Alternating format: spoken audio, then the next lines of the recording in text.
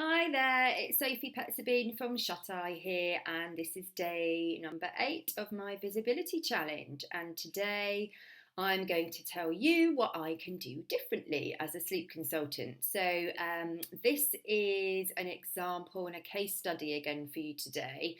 If you are a parent that's thinking, I have done everything that I can to try and get my child to sleep, I have a brilliant routine, I'm prioritising sleep, making sure that they get decent naps, I've tried every sleep training method under the sun, and they just won't go to sleep, or they won't sleep through the night or nap, whatever the sleep challenge is that you're facing, and you're really skeptical about what a sleep consultant will be able to do differently to you. So I'm going to read out to you a testimonial, first of all, from a family that I've just wrapped up with, who've got a 6-month-old little boy, and just so that gives you some background about what was going on, and then I can tell you afterwards what I did that was different to maybe what Mum had been doing herself. So let's get the testimonial up.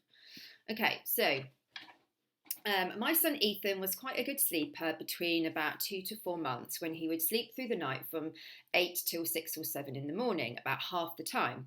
And the other half he would wake up for just one feed. Then the dreaded 4-month sleep regression came around at about 4.5 months, when he started waking several times a night, sometimes every half an hour.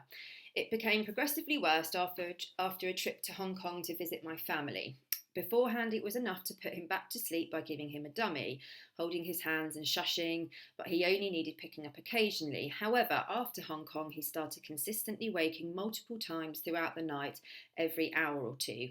Almost every other night, he would wake up for an hour or two and would only settle when I picked him up and let him fall asleep in my arms until he was fast asleep. Even then, there was no guarantee that I can put him back into his cot.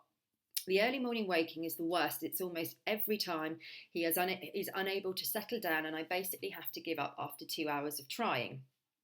Ethan was not very good at napping either. Every day I try to ensure that he takes regular naps, but he would almost always wake up from his nap after half an hour, really common. In fact, I'd been so concerned by his naps to the extent that everything started to revolve around them.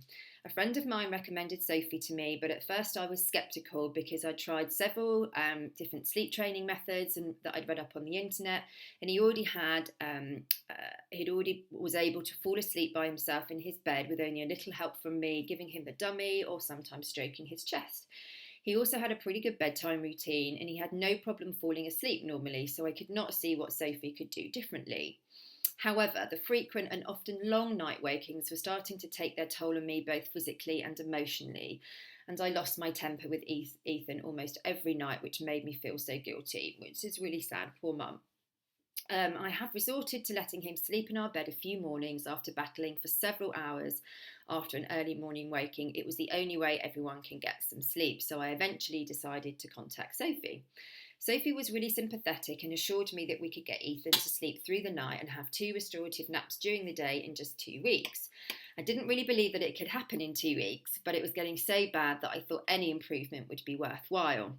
Sophie provided a sleep plan just a couple of days after our initial phone call, and the plan involved only small changes to our old routine, so it was not too hard to implement. As soon as we started Ethan's sleep plan, we saw improvements very quickly. He went from waking once on the first night for 2 hours to basically sleeping through in a matter of a few days. Also, straight away from the first day, he slept for just over an hour for each of his 2 naps.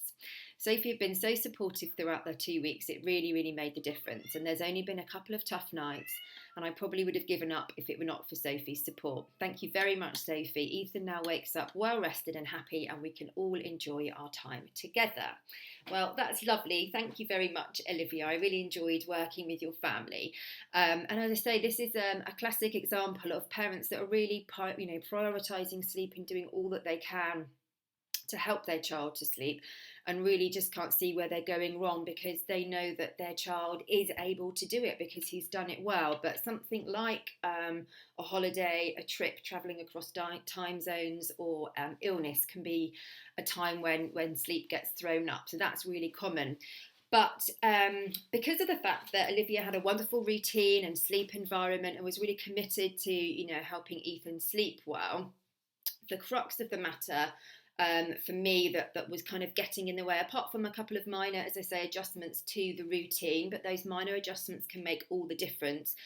The real issue I felt was how mum was feeling emotionally. She was really frustrated. Sorry if you can hear rustling, that's my cat running around in the background, or one of my cats.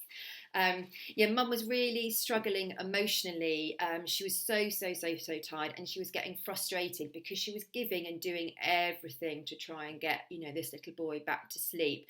And as we know, children are really perceptive, and they'll pick up on the emotions of their parents. So I really felt that Ethan was picking up on mum's frustration, and that was getting in the way of him getting himself back to sleep. So it was really around me working some techniques for her, how to cope with that when we were working together, and for her to know, that it was okay to be frustrated, but actually if she could kind of hold that to one side and work on, just doing the job, then that would make massive improvements, and it did.